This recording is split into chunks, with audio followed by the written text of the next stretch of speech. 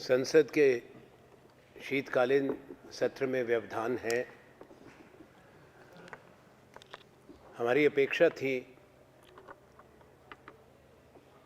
सोमवार के दिन और उसके बाद संसद में दोनों सदनों में जो गतिरोध रहा, राज्यसभा में चेयरमैन उपराष्ट्रपति माननीय वेंकैया नायडू जी के कहने पर सरकार की और विपक्ष की बातचीत हुई और सदन चला, प्रश्नकाल भी चला, शून्यकाल भी चला और 2 बिल भी पास हुए। इस उम्मीद के साथ कि सरकार गंभीर है गतिरोध दूर करने के लिए और प्रधानमंत्री स्थिति की गंभीरता को समझते हुए अपना राजहट छोड़ देंगे, क्योंकि विषय संवैधानिक पदों पर आसीन व्यक्तियों का है। वर्तमान प्रधानमंत्री माननीय श्री नरेंद्र मोदी जी का बयान, जो जाहिर है केवल चुनाव में गुजरात में लोगों को गुमराह करना, गफलत में डालना और उसका भुगतान करना वोटों को पाकर, इरादा तो वही था, पर उसमें उन्होंने एक लक्ष्मण रेखा पार करी। पूर्व प्रधानमंत्री डॉक्टर मनमोहन सिंह जी, जो 10 साल तक देश के प्रधानमंत्री रहे, उनकी विश्वसनीयता और देश के प्रति प्रतिबद्धता पर सवाल उठाया। ये गंभीर बात है कि क्या पूर्व प्रधानमंत्री और देश के पूर्व उपराष्ट्रपति, जो 10 साल तक उपराष्ट्रपति थे, वो ऐसी कोई बात कर सकते हैं? कोई ऐसा षड्यंत्र एक ऐसा देश के साथ मिलके जिससे हमारे संबंध ठीक नहीं है, पाकिस्तान से, उसके साथ साथ भारत की थल सेना के जो मुखिया रहे और बड़े वरिष्ठ भारतीय जो हमारे राजदूत रहे, हाई कमिश्नर्स रहे, आपको मालूम, मैं उसके नाम दोहराना नहीं चाहता। दुर्भाग्य की बात है कि विपक्ष को निराशा मिली। प्रधानमंत्री तैयार नहीं, ऐसा हमको बताया गया कि वो इस गतिरोध को दूर करें। विपक्ष ने सरकार से ये कहा कि प्रधानमंत्री अपनी चयन के दिन पर आएं। आज बृहस्पतिवार का दिन है, आज प्रधानमंत्री का निर्धारित दिन है राज्यसभा में, क्योंकि डॉक्टर मनमोहन सिंह जी राज्यसभा के सदस्य भी हैं, इसलिए वो सदन में आके स्पष्टीकरण कर दें कि उनका क्या आक्षेप है और क्या उनके पास सूचना है जिसके आधार पर उन्होंने ये कहा, और इसका समापन होना चाहिए ताकि बाकी कार्यों पर चर्चा हो। विपक्ष के पास बहुत विषय ऐसे हैं जो हमको उठाने हैं इस सत्र के अंदर, खासतौर पे राफेल जेट के घोटाले का है, साथ ही जो सार्वजनिक संज्ञान में है बीजेपी के राष्ट्रीय अध्यक्ष अमित शाह जी के पुत्र के विषय में जो प्रश्न है, किसानों से जुड़ी समस्याएं और देश में जो बड़ा नुकसान हमारी इकोनॉमी को हुआ है, ये विषय हम समझते हैं चर्चा के लिए अनिवार्य है। लगता है कि सरकार नहीं चाहती इन विषयों पे चर्चा हो, इसीलिए प्रधानमंत्री इस जो समस्या है, गतिरोध है, उसका समाधान ढूंढने के लिए उनकी कोई इच्छा नहीं है। ये ऐसा पेचीदा बात नहीं है जिसका समाधान ना हो, ना ही इसमें अहम की बात होनी चाहिए।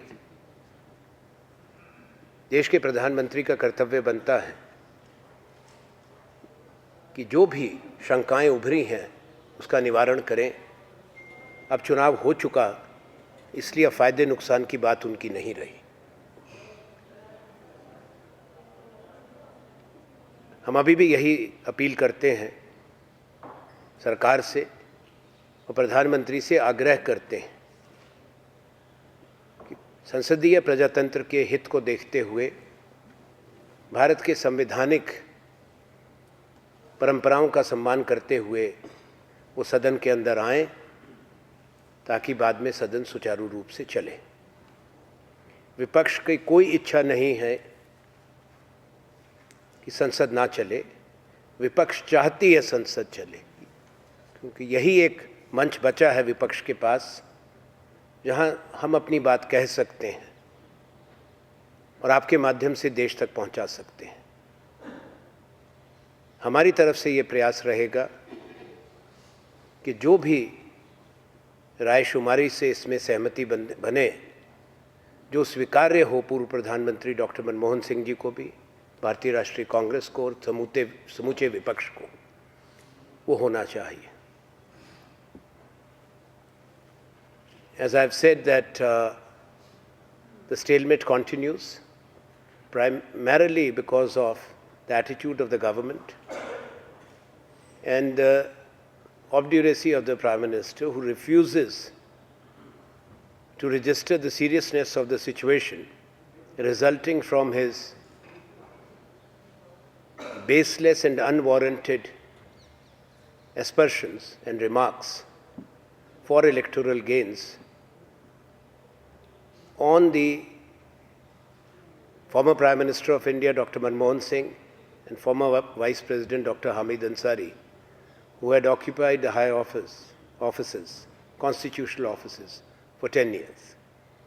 As a present incumbent of the constitutional office, it's for the Prime Minister, its duty, his duty, to restore the dignity of the office, of the institution of the Prime Minister. Whatever may be said in politics, never before a Prime Minister has cast any finger of suspicion or pointed a finger of suspicion about the commitment to the country of former Prime Ministers or former Vice President, or for that matter also the Chief of the Indian Army and other distinguished Indians. It is in the national interest, in the interest of parliamentary democracy, that this deadlock is brought to an end. I've said in Hindi, I won't repeat all in detail, that there have been talks between the government and the opposition, and that's why the House functioned smoothly on Tuesday and business was transacted. But it has been made clear to us, until it is reversed, that the Prime Minister is not willing even to say anything about the matter, let alone take back what he has said, nor is he willing to face the opposition in the House. And today, being the appointed day for the Prime Minister in the Rajya Sabha, we were waiting eagerly that he will come and resolve this matter. But he has deeply disappointed us and the entire House by refusing to come. Perhaps the government wants this situation to continue so that issues that are of critical concern to the people of India are not taken up, and also the acts of commission and omission and wrong decisions of Prime Minister and his government are not exposed on the floor of the House, including the scam of Rafale jet deal, which we have been saying outside the Parliament, which we wish to discuss and place all facts on the table of the House. The other matters with regard to the economy, the job losses, and the fact that Indian economy has suffered huge losses because of two reckless decisions of the Prime Minister. Today there is another matter which has come up.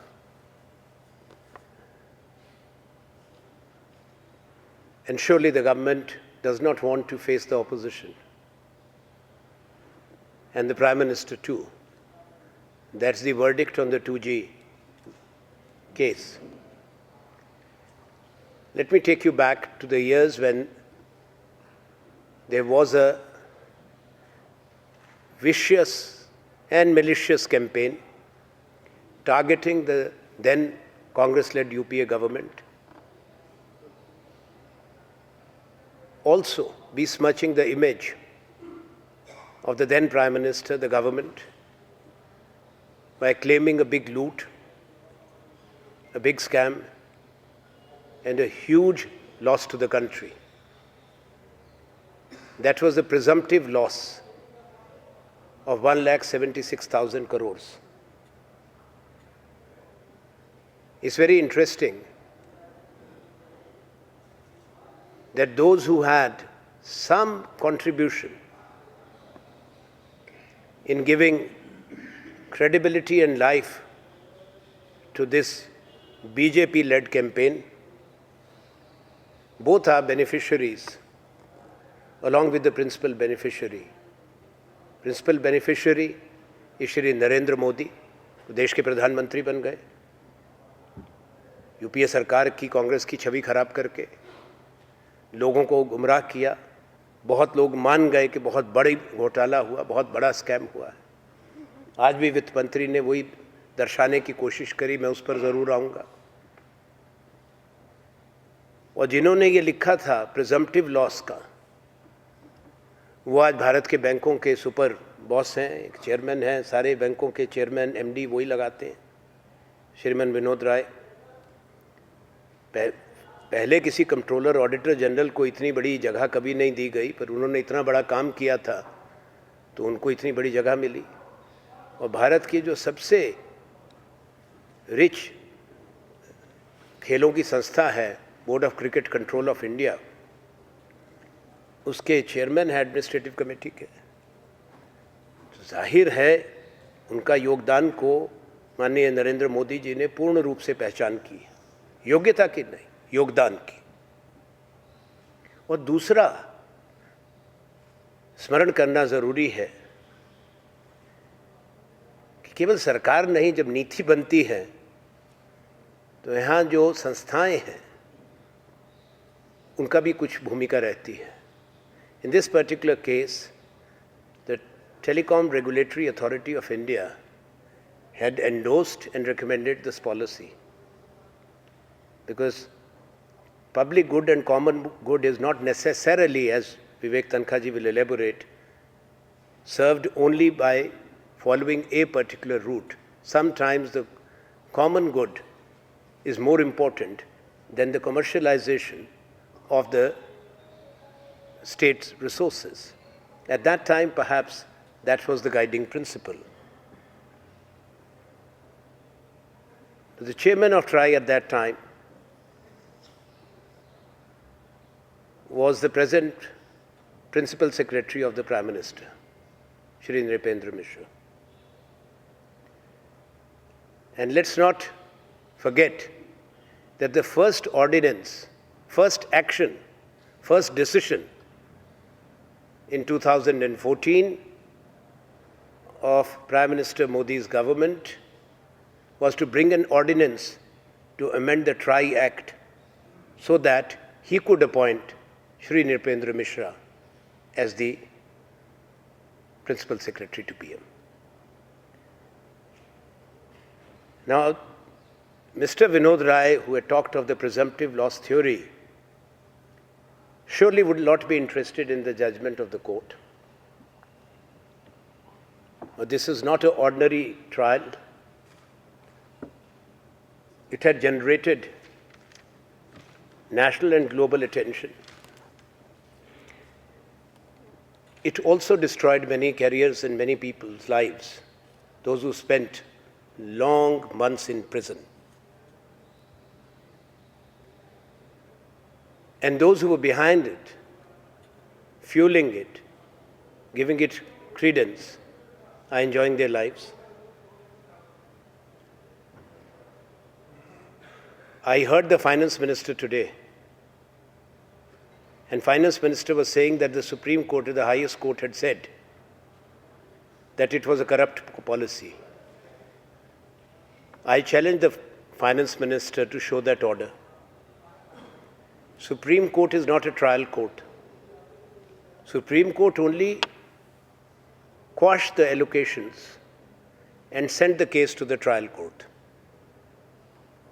And the trial court had to take the evidence, and the trial court has come up with the verdict. It has gone into all aspects. What was the method and how it was done, I'm going to leave it to my colleague and Member of Parliament and an eminent lawyer, Shri Vivek Tankha.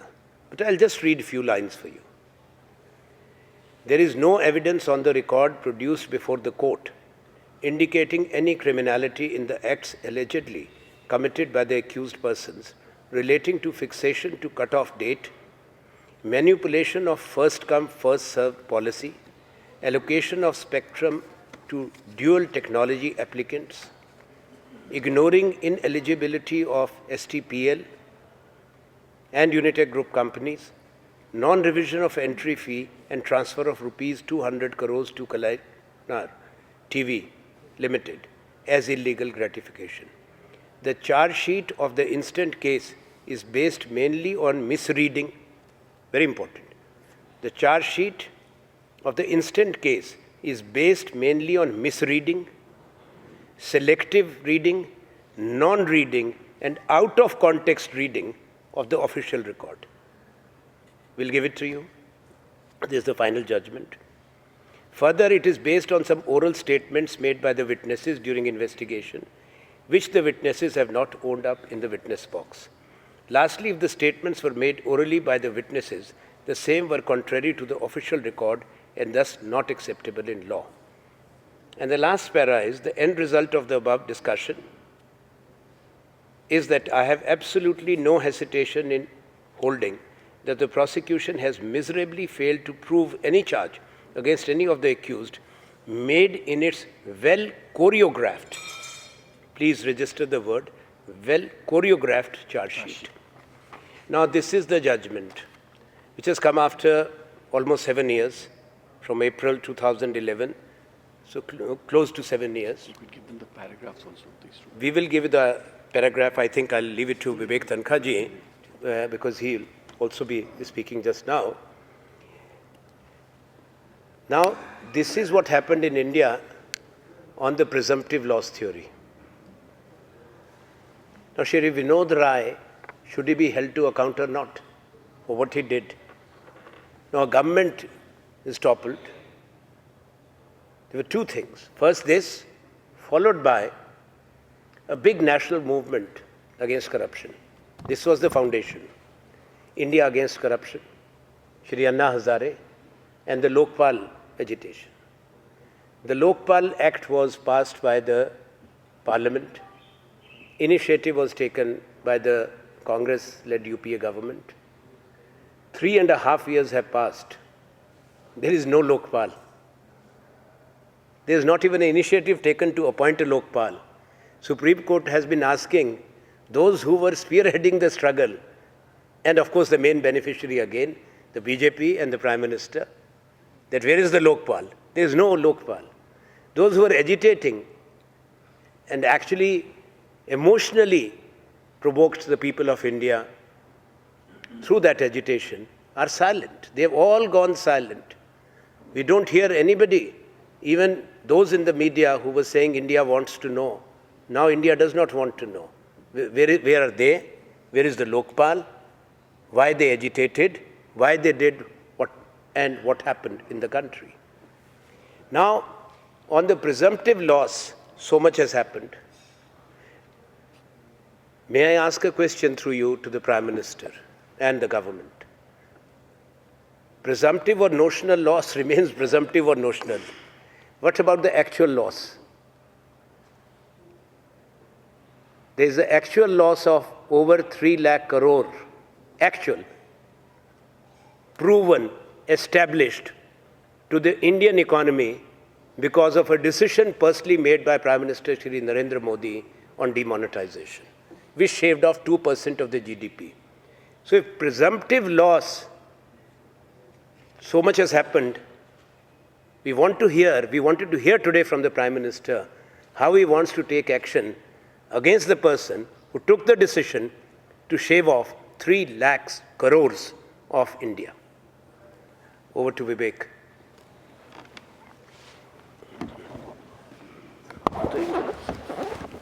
I would not be dilating on anything which has been spoken by Anand Sharma ji, but just a few points about the case. The whole case was based upon a draft report. How it got leaked, we don't know. That report should have actually come to the Parliament. It would have gone to a committee of the Parliament, that is PAC, where it would have been debated upon, finalized, and then a final report which has the approval and the imprimatur of the Parliament is made public. This didn't happen. Much before that draft report is leaked, it's made the basis of a petition before the Supreme Court. The report is believed and investigation is ordered. People are arrested who've today been acquitted. And some of them have been in jail for months. Huge investments which came into India. You ask those foreign companies what they feel about the whole investments. It's all gone. Question today is, who's responsible for this? It pains us to say this, that our systems didn't recognize the failure inherent in such a procedure. And the nation has paid a huge price, both financially and in terms of so many people, companies suffering personally or financially. Jobs. And people losing jobs. Supreme Court monitored. This investigation was monitored by Supreme Court. Charge sheet was filed before a special CBI court. The judge is appointed by the Delhi High Court. There was a special prosecutor appointed by the Supreme Court to conduct the trial. Government was nowhere in picture. Why I'm saying this is, in a democracy, if you don't believe your government, or if you don't trust your government, or if you keep your government away, this is something that can happen, which should never happen. Thank you.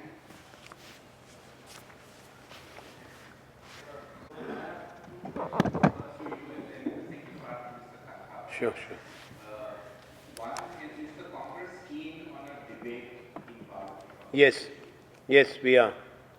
And the second part, Mr. Tankha specifically, is that this was a case where the charge sheet was filed by the UPA itself. So prior to this, didn't the UPA government itself say that there was some wrongdoing? The charge sheet was not filed by the government per se. Government had no role in this preparation, in the investigation. No, government, but the actions of the government had been taken over by the court-directed investigation. Government was not in picture. It was the CBI working under direct monitoring of the Supreme Court, and a special prosecutor also designated by the Supreme Court. So government per se had no role to play. In fact, if you recollect, one of our law ministers who happened to have looked at a file or called for a file had to pay a price by saying that how did you even ask the CBI to come to you? So government was nowhere in picture. So my follow-up question is, do you think the Supreme Court erred in A, cancelling those allegations, and B, in what is arguably the government's or the executive domain? These are two separate issues. The cancellation of allocation is not a crime in itself. It's the procedure that is challenged. Sometimes courts can strike down procedures. Whether the court judgment is reviewed at some other point of time is a different question. If you recollect, soon thereafter there was a sort of a review of this order where the Supreme Court diluted the rigors of the first judgment and said that there may be instances where auction may not be the right policy. So this judgment to that extent had been diluted later. Now, as far as your second part of the question is concerned, about what was that? They took over everything. This has been debated in the parliament so often that to what extent the Supreme Court, or the courts rather, not only Supreme Court but the courts, should be monitoring such cases. It is the domain of the executive, by and large. But as I said, this is an issue which will be debated in the parliament because it needs a larger canvas of address. And if I may just add, 1 minute. If I may just add, what a very important point which Vivek Tankha ji had made earlier has to be fully registered. Now, when we are talking of businesses and companies which had applied for spectrum, which were allocated spectrum, they were Indian companies, they were foreign companies or the JV partners. And the foreign companies were by and large state-owned, whether it was Telenor of Norway, Etisalat of UAE, and Sistema, in which there's the sovereign or the shareholding is very high of Russian Federation. Now, when these orders came of cancellation, we did receive as India, as Government of India, notices by these companies and the governments to take us to the International Court and also to the WTO, because we were in violation, according to them, of international treaty obligations, because we have bilateral investment protection treaties with some of these countries. And when as a sovereign you sign treaties with another country, when the executive signs, it subsumes everything. So it was not that simple. It was very, very complex, that how globally India's image as an investment destination had also suffered. It was not only the investments made were lost, or many of these companies who had taken huge loans from the public sector banks, and besides, of course, what has been said. So when you analyze it and write about it, please go deeper into that what happened and what were the adverse fallouts. आप कुछ पूछ रहे थे please?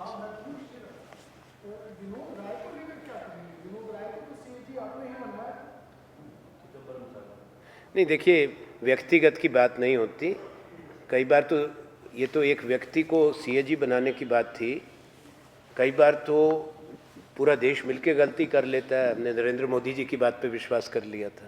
तो कई बार गलती हो जाती है, पर उनके बाद में उनको इनाम तो पहले से भी ज़्यादा मिल रहा है आज की सरकार के द्वारा.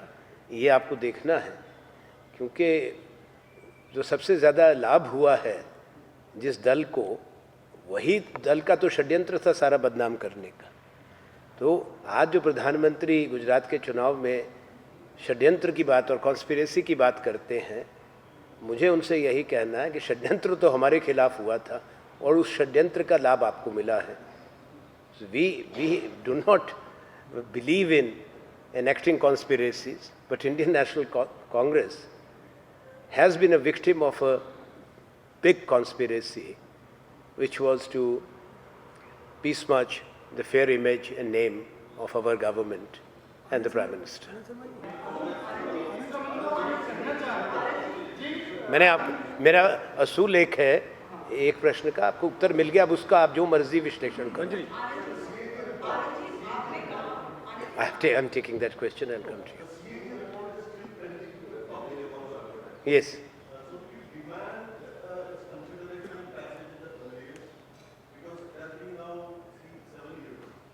Well, there have been so many events. That's exactly what Vivek Tankha ji has said, that you can look at the integrity of the processes, which should have always been maintained, that when the CAG prepares such a report, it has to be submitted to the Parliament, and then the Parliament sends it to the Public Accounts Committee.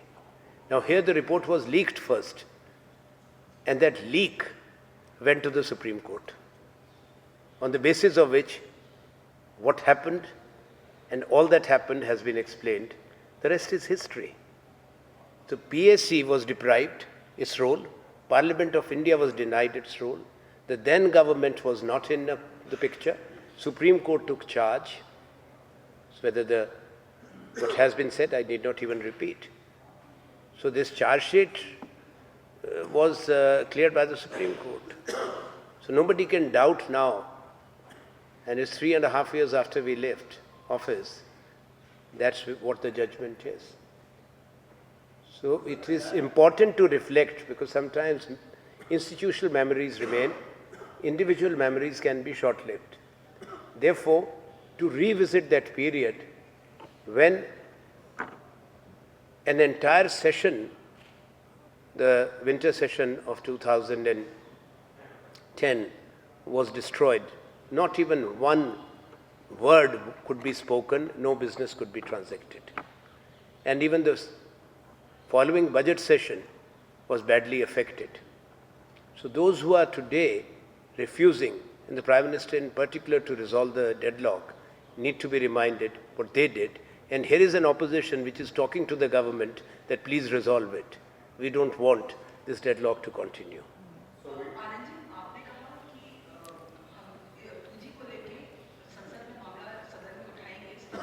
नहीं, संसद में देखिए उठेगा, लोग कहेंगे, ये नहीं भूलना चाहिए कि उस वक्त की एक पूरी सरकार पर बात हुई थी, और आज जिनका एक्विटल हुआ है वो भी सिटिंग सांसद हैं, कानीमोरी जी. तो जाहिर है संसद में तो ये विषय उठते ही हैं ना, पहले भी उठाया गया था. रणनीति बताई थोड़े जाती बनाई जाती है. अभी नहीं, देखिए Congress was not party to this case. Well, you see, that is, we don't need any inquiry. You don't need a research organization. That's known to all of you and to us, that who did what. The author leaked it, and the beneficiary of the presumptive loss is the Prime Minister, and the one who vetted and recommended the policy is the Principal Secretary. It's very interesting. Anand Sharma ji, BJP का अभी भी कहना ये है कि मनमोहन सिंह जी ने जो meeting की थी वो किसकी परमिशन से की थी? अरे अब बीजेपी अदालत से ऊपर चली गई. इस विषय पर इस पे अब क्या कहेंगे? किस पे? जो आपकी और बीजेपी की बातचीत हो रही थी सरकार, हाँ, समाधान नहीं हुआ. समाधान कैसे होगा? वो अभी भी ये कह, समाधान हम थोड़े करेंगे. हमने थोड़े प्रधानमंत्री को कहा था कि भूतपूर्व प्रधानमंत्री और भूतपूर्व उपराष्ट्रपति पर ऐसे गंभीर आरोप लगाओ. जिन्होंने आरोप लगाए हैं वही तो शब्द वापस लेंगे. कांग्रेस पार्टी थोड़े उनकी तरफ से उनके शब्द वापस लेंगे.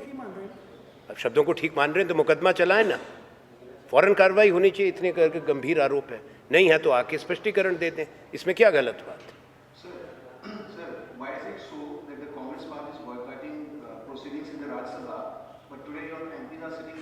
I'll tell you, I'll explain to you. It's not a question of boycotting. Now, please don't say we are boycotting. We are not. We are present in the House in full strength. We are not sitting outside. We are demanding, we are agitating, and we are urging the Prime Minister to come before the House and clarify what he has said. Members of the House. To the members of the House. And Dr. Manmohan Singh is also a member of the House. And it involves 3 constitutional offices: incumbent Prime Minister, former Prime Minister, and former Vice President of India. So it is only the Prime Minister who can resolve this. So we are not boycotting. In the other house, our colleagues, Shri Mallikarjun Kharge ji as the leader and the other colleagues have raised this issue vociferously, repeatedly. They have not been allowed to speak on the matter. When it comes to participating today, it is a very clear decision, because when you come for the supplementary demand for grants, it's a constitutional requirement, and Indian National Congress is a very responsible opposition party.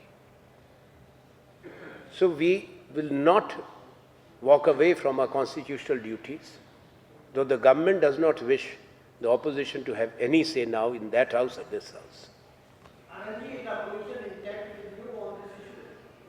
Well, we stand firm on our principles, and I am sure that the others too respect principles. Thank you.